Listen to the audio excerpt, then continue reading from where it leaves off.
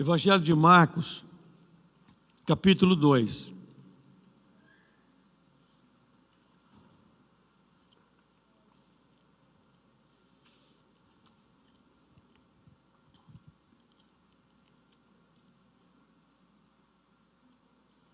Vamos ler a partir do versículo 1.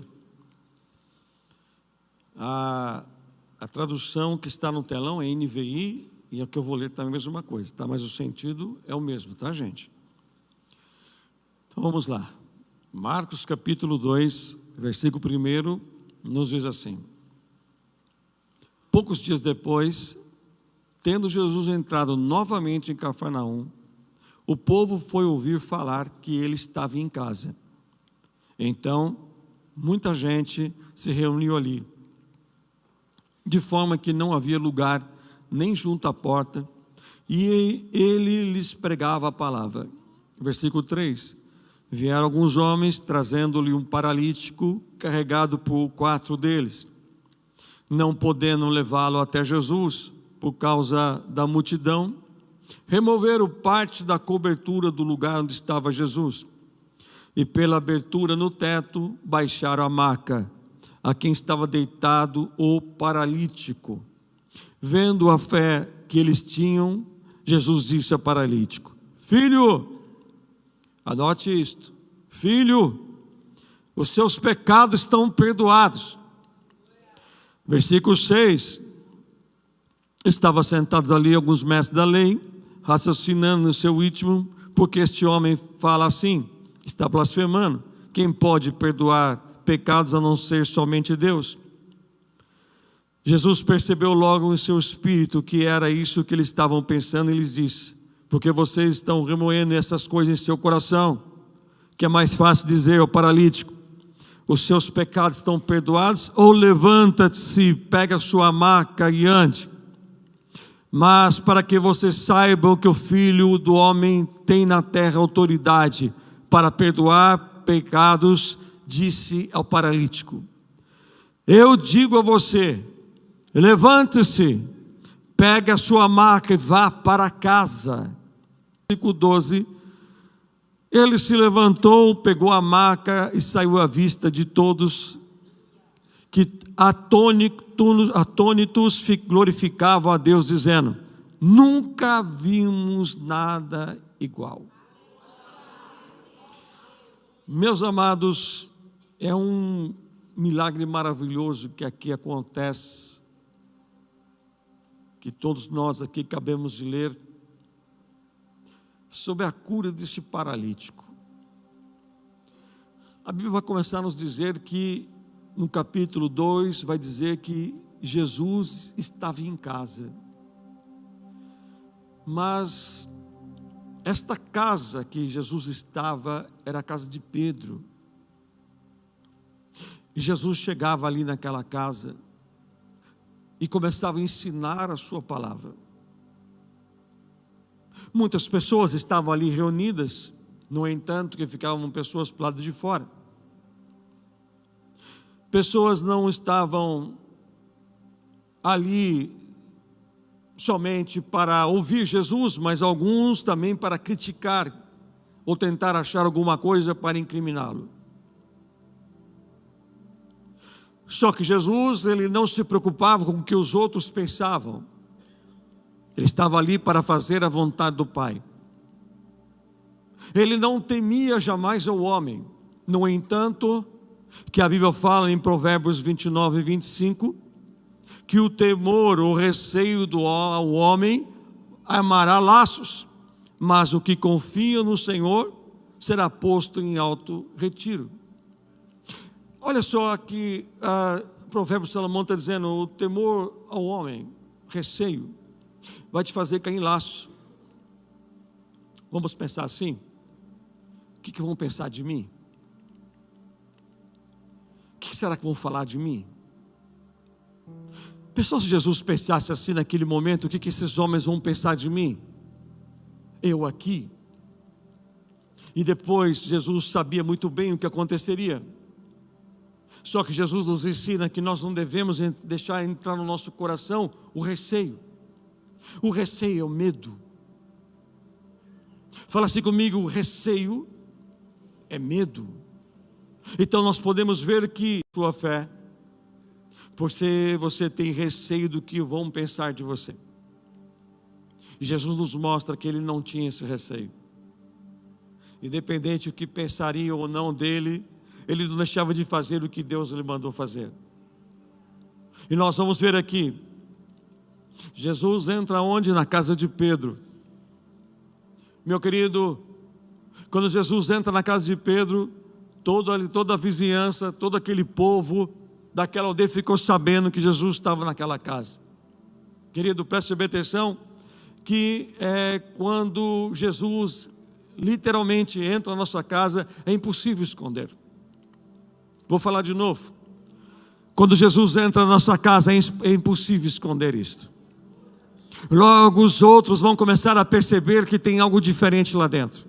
Não, eu pensei que você ia dar um glória maior aí para Jesus. Mas preste bem atenção, Jesus estava naquela casa e não conseguiam esconder a realidade de que Jesus estava ali dentro. Logo ficaram sabendo. Preste atenção. Quando Jesus entra de fato na nossa casa, casa é lar, família, logo vão ficar sabendo. Fala assim comigo: quando Jesus entra na família, logo vão ficar sabendo.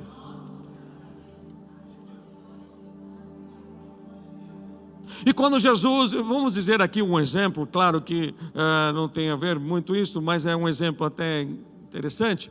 Vamos dizer, quando você vai receber uma visita importante na sua casa, você usa aquele talher, aquele prato que você está acostumado a usar no seu normal com a sua família? De jeito nenhum. Você não vai usar aquele prato verde, aquele prato amarelo, aquele garfo esquisito, aquela faca, aquela ponta é torta. Não, você não vai. Você vai pegar aquele prato escondido que está lá, bem guardadinho, porque você vai receber alguém importante. Você vai ter que arrumar a mesa, você vai fazer algo diferente. Então, se nós, quando recebemos alguém importante, toda a casa, ela começa a ser limpa, a tornar-se diferente. Assim é Jesus, quando entra na casa, na família, tudo começa a ficar diferente. Quem tem glória a Deus aí? Fala assim comigo: quando Jesus entra na minha casa, tudo começa a ficar diferente. É interessante quando uma presença, alguém entra em casa, muda o comportamento, sim ou não? O marido bruto passa a chamar a mulher de meu amor. Oi, meu amor, como é que você está? Agora, de repente, tudo muda, porque alguém entrou em casa.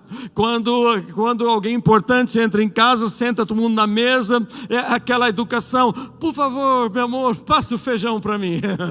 Mas quando não é assim: manda o feijão logo aí, por favor. Não tem ninguém assim. Quem tinha que ouvir não veio, ficou em casa. Mas tá bom. Então veja que quando uma pessoa ela entra em casa, comportamento muda. Fala assim comigo: quando Jesus entra em casa, comportamento muda, a família muda. Você veja que como que nós vamos falar, meus amados, que Jesus de fato está em casa, se Jesus realmente ele tem total liberdade no meu lar, se não há nenhum tipo de transformação? Se o lar permanece o mesmo, as atitudes permanecem a mesma, como é que podemos falar que Jesus de fato entrou em casa? Deixa eu dar um exemplo para você, que eu gosto muito desse exemplo. Há muitos anos eu aprendi isto e tem muito a ver com a nossa vida. Eu já falei aqui algumas vezes, mas eu estou lembrando agora.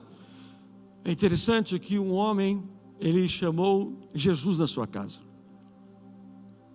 porque ele estava cansado de apanhar do inimigo de Satanás. E uma certa vez Jesus falou assim: tudo bem, eu entro na sua casa. E falou assim: Jesus, fica com a cozinha. Tudo bem, eu fico com a cozinha. E depois daquele momento que Jesus, ele tomou conta só daquela cozinha, chegou alguém, começou a bater na porta de uma forma violenta. E começou a gritar: abre esta porta agora, senão eu vou arrombar.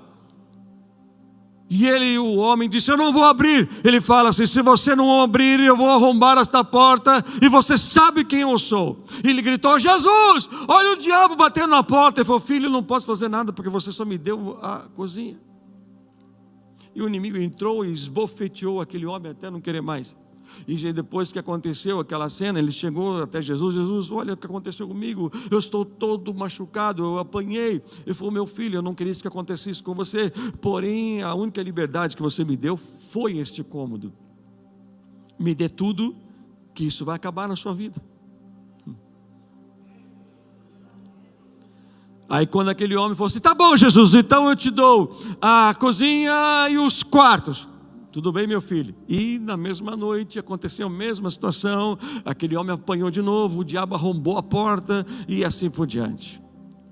Até que ele cansou e disse: Jesus, eu sei que eu estou errado, mas a partir de hoje toda a minha casa é tua, toda a minha família é do Senhor.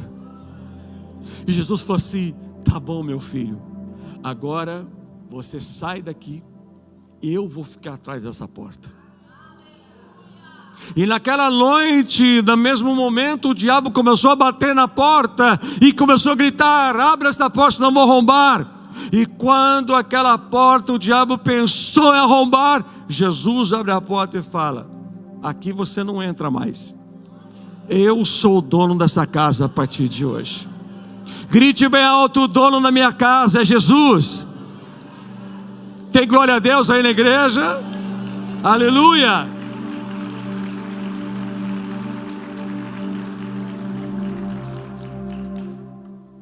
Fala assim comigo: aonde Jesus está, o ambiente se torna melhor.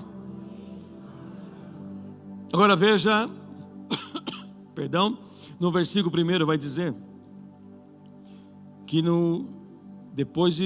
poucos dias depois, tendo Jesus entrado novamente em Cafarnaum, o povo ouviu falar que ele estava em casa. Todo mundo queria estar naquela casa, porque naquela casa está Jesus. Fala assim comigo: todo mundo queria estar lá, porque aquela casa estava Jesus. Olha que interessante, às vezes não é assim que acontece com alguns, né? Eu não gosto de estar na minha casa, porque é só briga. Eu prefiro trabalhar e chegar em casa só para dormir. Como é que nós podemos dizer que esse ambiente está Jesus? Aonde o ambiente que está Jesus, aquele lugar se torna agradável. Principalmente os da casa que está lá. Eu amo estar na minha casa com a minha família. Eu amo passar o sábado à tarde com eles. E não é assim o que muitos acontecem, e muitos estão em busca disso. Escute uma coisa que eu vou te dizer. Como está escrito aqui no versículo 1, todo mundo ouviu que Jesus estava lá e correram para lá. Por quê? Porque é um ambiente maravilhoso, porque Jesus estava lá. Veja o que vai começar a acontecer dentro da sua casa. A primeira coisa que vai mudar é o ambiente. Fala assim comigo: o ambiente. E no versículo 2 vai dizer que aí muita gente se reunia de forma que não havia lugar. Por que essa pessoa reunia? Porque tinha palavra, pregava a palavra, palavra dentro de casa, pregação dentro de casa. Efésios capítulo 4, versículo 25 nos diz: por isso deixai a mentira e falai a verdade cada um com o seu próximo, porque somos membros um dos outros. Quando tem palavra de Deus, não tem mentira. Fala assim comigo: a palavra de Deus é a verdade. Então, quando nós temos a verdade dentro de casa, a mentira não entra. Muitas vezes é o que acaba entrando em alguns lares. Provérbios 12, 26 diz assim: o justo serve de guia para o seu companheiro, mas o caminho dos perversos o faz errar. Isso é sério. Eu tenho que servir de guia para minha família. Eu tenho que servir de guia até para outras pessoas, até como vocês. Você que está sentado aí, você tem que servir de guia para outra pessoa. Quem faz alguém errar o caminho é chamado de perverso na Bíblia. Quando os pais estão fazendo os seus filhos errar o caminho, não estão observando as suas atitudes dentro de casa.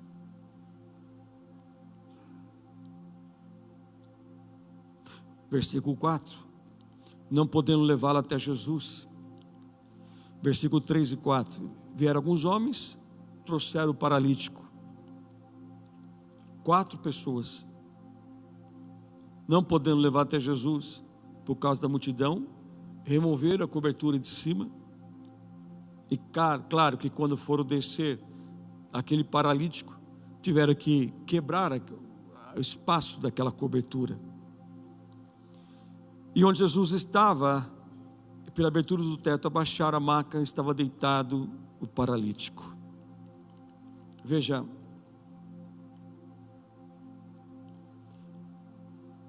você vê Pedro dizendo assim: meu Deus, está quebrando tudo.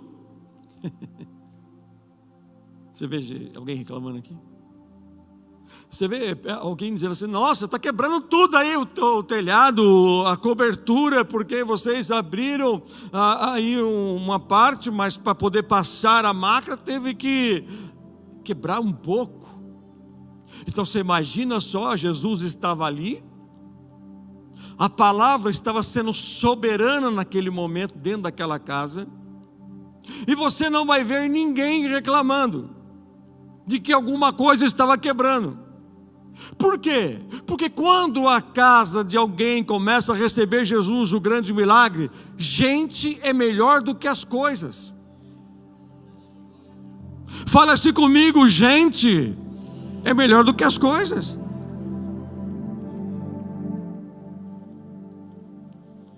Uma certa vez, eu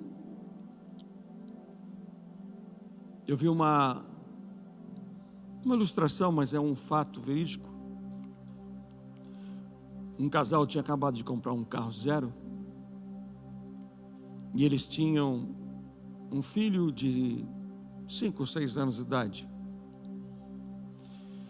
E o pai todo empolgado com o carro novo, e pegando o pano, limpando o carro, porque era novo, então fica todo empolgado naquele momento. E o menino falou assim: papai, eu vou te ajudar a limpar o carro. E o pai nem percebeu o que o filho estava fazendo. Quando o pai foi observar, ele tinha pegado não um pano, como se uma espécie de uma lixa, e passou no carro inteiro. Imagina a cena: carro novo, acabou de sair da agência, zero, sem placa, riscou todo o carro, tudo. A ira começou a tomar conta daqueles pais. Pegaram as mãos daquela criança e começaram a bater com toda a força, para que você nunca mais faça isso. Você não sabe quanto que eu paguei neste carro, você não tem noção o valor desse bem, você não sabe quanto o seu pai trabalhou para ter esse carro. E o pai e a mãe bateu com toda a força sobre as mãos daquela criança. Aquela criança, suas mãos começaram a piorar, começaram a inchar. Levaram para o hospital. O médico disse: ele vai ter que passar por uma cirurgia de emergência em suas mãos.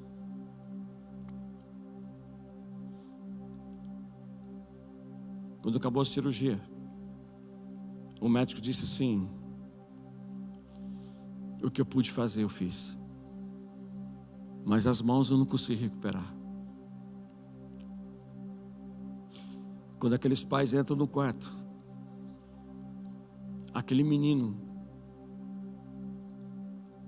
levanta o seu braço sem as mãos e fala assim para o seu pai, para a sua mãe: olha aqui, papai, agora eu não vou mais riscar seu carro.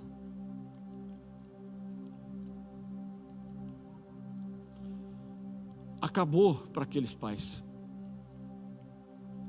Um cometeu suicídio e outro foi parar no hospital psiquiátrico. Porque infelizmente dentro de lares as coisas são mais importantes do que gente.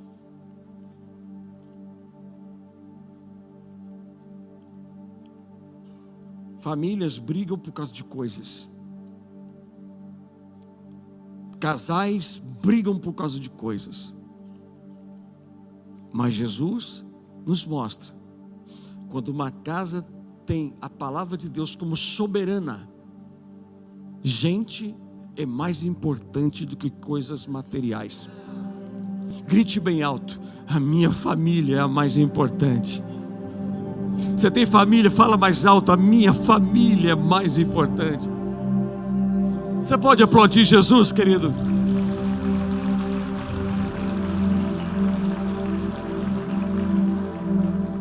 Agora veja, no versículo 4. Não puderam levar ele pela porta, mas levaram ele por cima.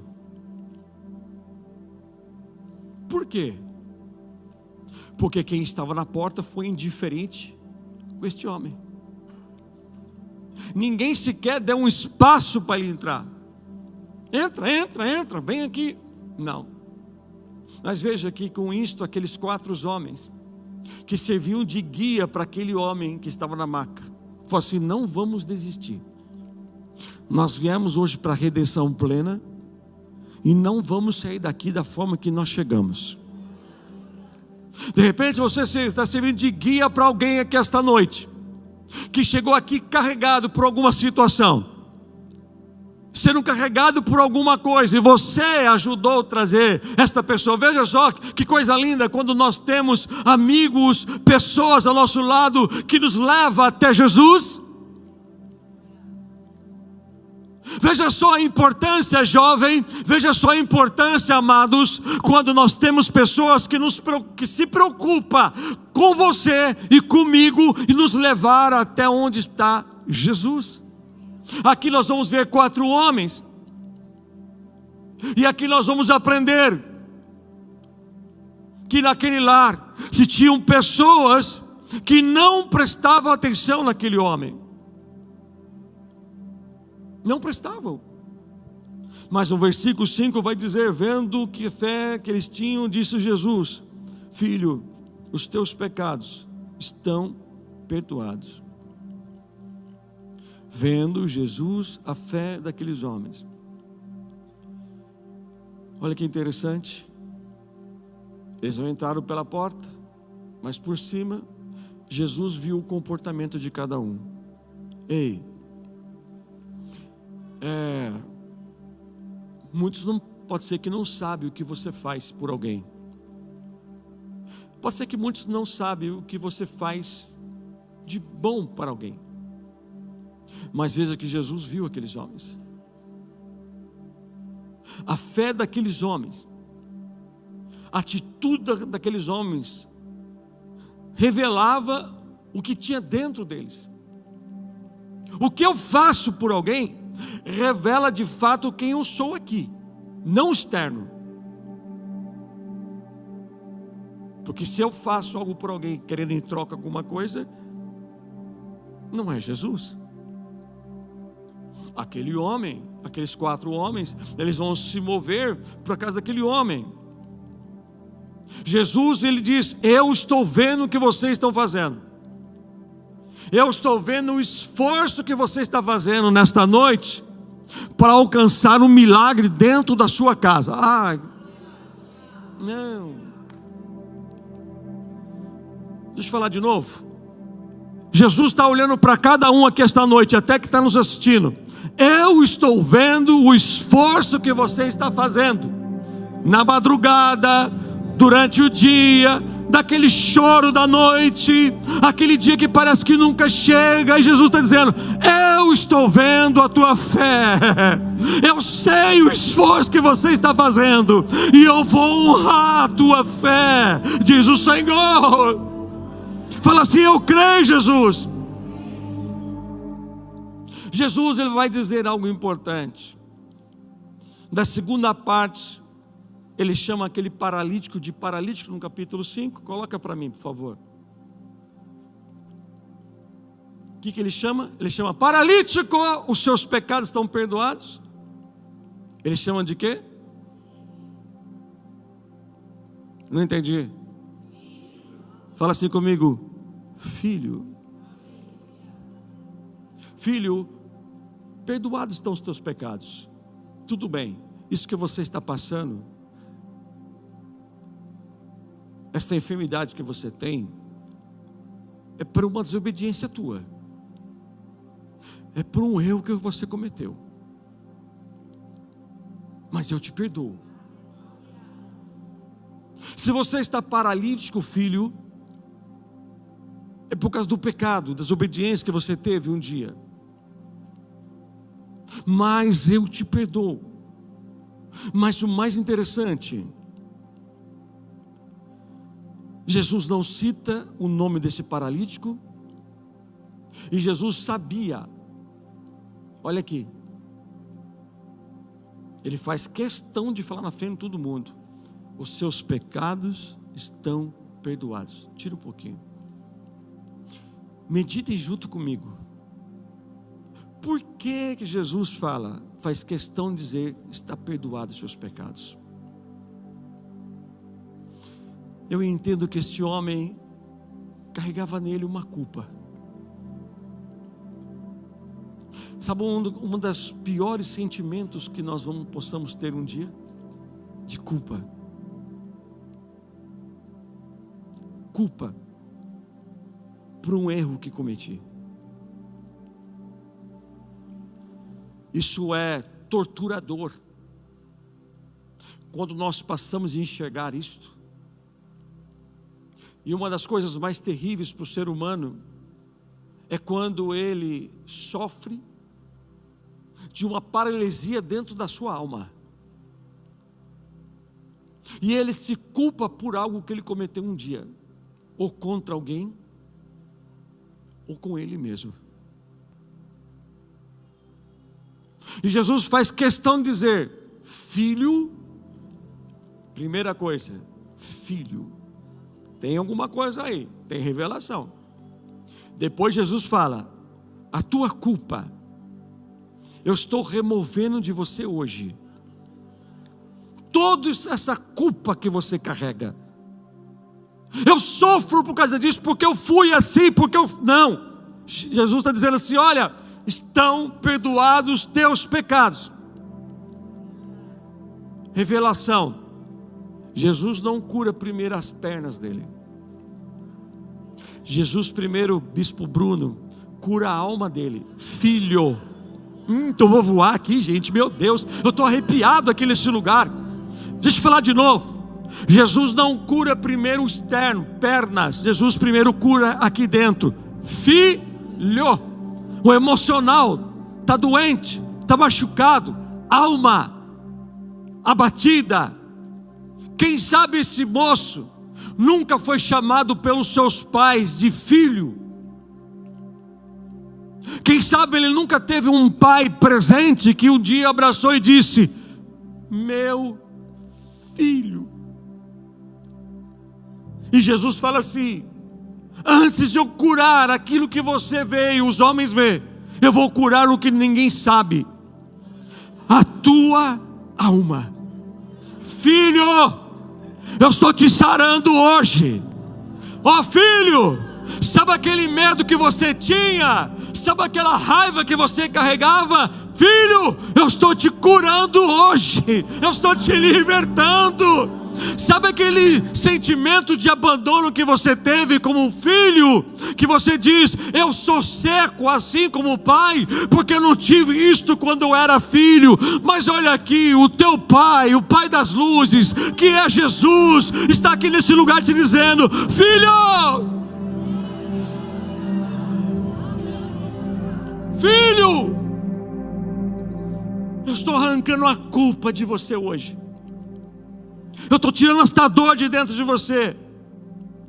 Veja como Jesus é tremendo. Primeiro a alma, depois a cura. E eu encerro aqui. Eu pulo direto para o versículo 12. Ele se levantou. Ele se levantou. Pegou a maca e saiu à vista de todos, que atônitos glorificaram a Deus, dizendo: nunca vi algo igual. Fala assim comigo: o que era vergonha para aquele homem tornou-se motivo para a vitória. Aquilo que era vergonha para você, que todos sabiam que você é, o que você está passando, aquilo que carregava o homem, ele passou a carregar.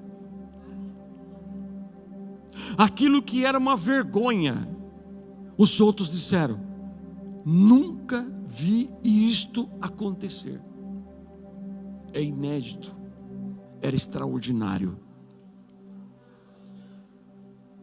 Fale para alguém que está perto de você. Fala assim para ele: não vão entender